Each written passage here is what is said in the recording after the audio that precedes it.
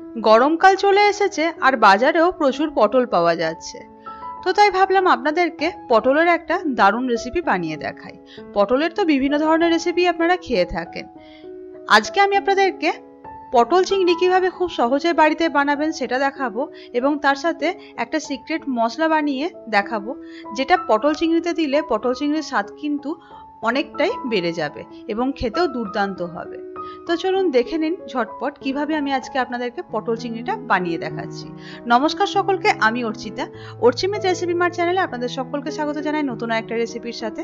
রেসিপিটা কিন্তু অবশ্যই শেষ পর্যন্ত দেখবেন, সাথে রয়েছে অনেক টিপস অ্যান্ড ট্রিক্স। চলুন দেখে নেওয়া যাক আজকের রেসিপিটা।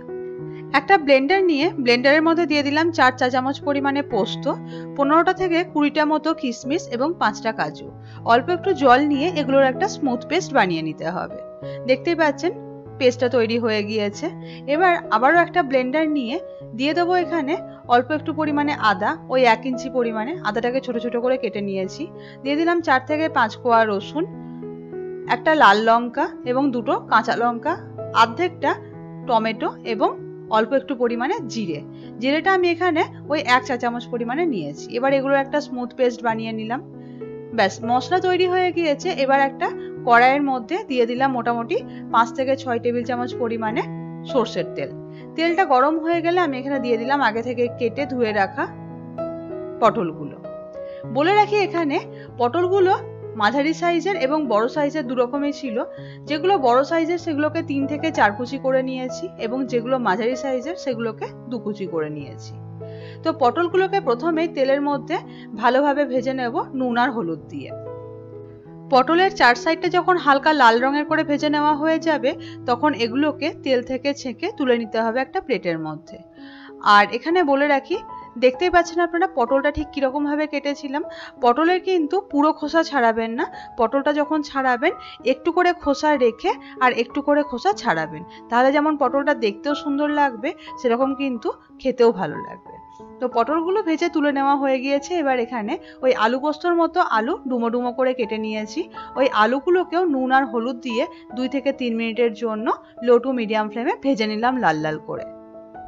আলুগুলো ভাজা হয়ে গেলে ওগুলোকেও তেল থেকে তুলে নিলাম একটা প্লেটের মধ্যে। বাকি ওই তেলেই দিয়ে দিলাম আগে থেকে নুন হলুদ দিয়ে ম্যারিনেট করে রাখা চিংড়িগুলোকেও খুব হালকা করে মোটামুটি ওই কয়েক সেকেন্ডের জন্য ভেজে নিতে হবে। এই সময়তেও কিন্তু গ্যাসের ফ্লেমটা মিডিয়ামেই রাখতে হবে। দেখুন চিংড়িগুলো হালকা লাল রঙের করে ভেজে নেওয়া হয়ে গিয়েছে, এগুলোকেও একটা প্লেটের মধ্যে তুলে রাখলাম। এরপরে দিয়ে দেবো 3 থেকে 4 টেবিল চামচ পরিমাণে সরষের তেল। আর এখানে একটা ছোট্ট টিপস দিয়ে রাখি, এই রান্নাটা করার সময়তে না সরষের তেল ব্যবহার করবেন, তাহলে কিন্তু টেস্টটা খুব সুন্দর হবে। তেলটা গরম হয়ে গেলে দিয়ে দিলাম এতে একটা তেজপাতা ছিঁড়ে, দিলাম গোটা গরম মশলা হিসাবে এলাচ, লবঙ্গ এবং দারচিনি, 1 চা চামচ পরিমাণে গোটা জিরে এবং একটা শুকনো লঙ্কা।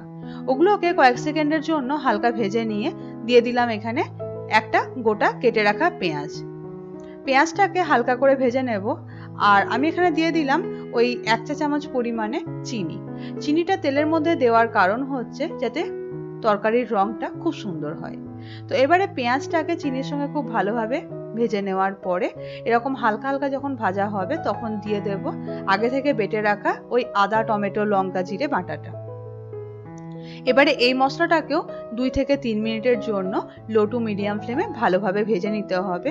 আর এরই মধ্যে দিয়ে দেব গুঁড়ো মশলাগুলো। দিয়ে দিলাম 1/2 চা চামচ পরিমাণে হলুদ, স্বাদ অনুসারে নুন, দিয়ে দেব 1 চা চামচ পরিমাণে ধনে গুঁড়ো আর 2 চা চামচ পরিমাণে কাশ্মীরি লাল লঙ্কা গুঁড়ো। কাশ্মীরি লাল লঙ্কা গুঁড়োটা কিন্তু পুরোটাই অপশনাল, আপনারা চাইলে দিতে পারেন, না হলে স্কিপ করতে পারেন। আমি এখানে কালারটা যাতে খুব সুন্দর হয় সেই জন্য দিয়েছি। এবারে এগুলোকেও মশলার সঙ্গে ভালো করে ভেজে নিতে হবে। আর 1 থেকে 2 মিনিট বাদে দিয়ে দিলাম যে অর্ধেকটা কাটা টমেটো ছিল সেইটা। আমি এখানে একটা বড় টমেটোর অর্ধেকটা বেটে নিয়েছি আর অর্ধেকটা এরকম ভাবে কষার সময়তে ভেজে দিয়েছি। এর ফলে কিন্তু তরকারির টেস্টটা সত্যি খুব সুন্দর হয়। এটা কিন্তু একটা ছোট্ট টিপস। সমস্ত মশলাগুলো যখন খুব ভালোভাবে কষিয়ে নেওয়া হয়ে যাবে, মশলার কাঁচা গন্ধ যখন চলে যাবে এবং সাইড থেকে তেল বেরোতে থাকবে, তখন সেই মুহূর্তে দিয়ে দেব আগে থেকে ভেজে রাখা আলু এবং পটলগুলো। এবার আলু আর পটলগুলোকেও মশলার সাথে 1 থেকে 1.5 মিনিটের জন্য লো টু মিডিয়াম ফ্লেমে ভালোভাবে কষিয়ে নিতে হবে। এই তরকারিটার টেস্ট কিন্তু নির্ভর করছে যতটা ভালো আপনারা মশলাটাকে কষতে পারবেন। তো মশলাটা দেখুন খুব সুন্দরভাবে কষিয়ে নেওয়া হয়ে গিয়েছে। এবারে অল্প একটুখানি জল দিয়ে দেব। আপনারা কিন্তু ঠিক যেরকম গ্রেভি চান সেই রকম জল এখানে যোগ করবেন। তো আমি এখানে মোটামুটি 2 কাপ পরিমাণে জল দিয়ে দিলাম। এবারে খুব ভালোভাবে জলের সঙ্গে মশলা এবং আলু পটলগুলোকে মিশিয়ে নেব।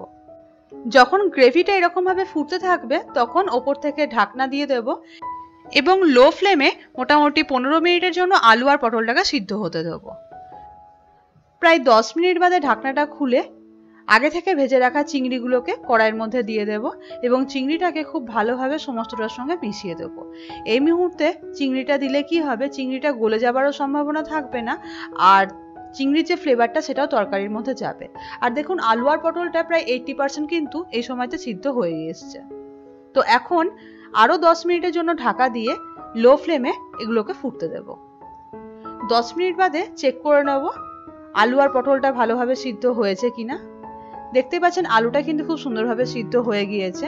তো আলু সিদ্ধ হয়ে যাওয়া মানে কিন্তু দুটোই খুব সুন্দরভাবে সেদ্ধ হয়ে গিয়েছে। এই মুহূর্তে ওই সিক্রেট মশলা অর্থাৎ পোস্ত, কাজু এবং কিশমিশ বাটাটা গ্রেভির মধ্যে দিয়ে দেব। এই যে মশলাটা দিলাম এটা কিন্তু সবসময় আপনারা আলু এবং পটলটা সিদ্ধ হয়ে যাওয়ার পরেই দেবেন, কারণ এটা দিয়ে কিন্তু খুব বেশিক্ষণ ফোটাবো না, তাহলে কিন্তু কাজুর এবং পোস্তর যে সুন্দর ফ্লেভারটা এবং গন্ধটা সেটা কিন্তু চলে যাবে। তো মোটামুটি 1 মিনিটের জন্য ভালোভাবে সমস্তটাকে ফুটিয়ে নিলাম এবং গ্যাসের ফ্লেমটাকে অফ করে দিলাম।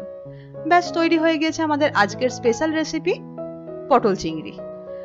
এই সময়তে আপনারা চাইলে কিন্তু ওপর থেকে 1 চা চামচ পরিমাণে ঘি এবং অল্প একটু পরিমাণে গরম মশলা দিয়ে দিতে পারেন, তাহলে কিন্তু টেস্টটা আরো অনেকটা এনহ্যান্স করবে। আমি আজকে আপনাদেরকে যে প্রসেসে পটল চিংড়ি বানিয়ে দেখালাম এই প্রসেসে আপনারা একবার বাড়িতে বানাবেন। আমি আপনাদেরকে কথা দিচ্ছি অনুষ্ঠান বাড়ির থেকেও স্বাদে কিন্তু অসাধারণ হবে খেতে এই পটল চিংড়ি রেসিপিটা। আর যারা পটল খেতে ভালোবাসে না তারাও কিন্তু এই রেসিপিটার প্রেমে পড়ে যাবে। এই ধরুন আমার মতো মানুষ যারা পটল খেতে পছন্দ করে না তারাও কিন্তু এই রেসিপিটা থাকলে এক থালা ভাত এক নিমেষে শেষ করে ফেলবে। তো এবার গরম ভাতে গরম গরম সার্ভ করুন পটল চিংড়ি। আশা করছি রেসিপিটা আপনাদের ভালো লাগলো। যদি রেসিপিটা ভালো লেগে থাকে অবশ্যই আমার চ্যানেলটা সাবস্ক্রাইব করবেন এবং ভিডিওটা প্রচুর পরিমাণে লাইক ও শেয়ার করবেন। বাইরে প্রচন্ড গরম, ভালো থাকবেন, সুস্থ থাকবেন, নিজের খেয়াল রাখবেন। দেখা হচ্ছে নতুন একটা রেসিপির সাথে অন্য আরেকটা ভিডিওয়।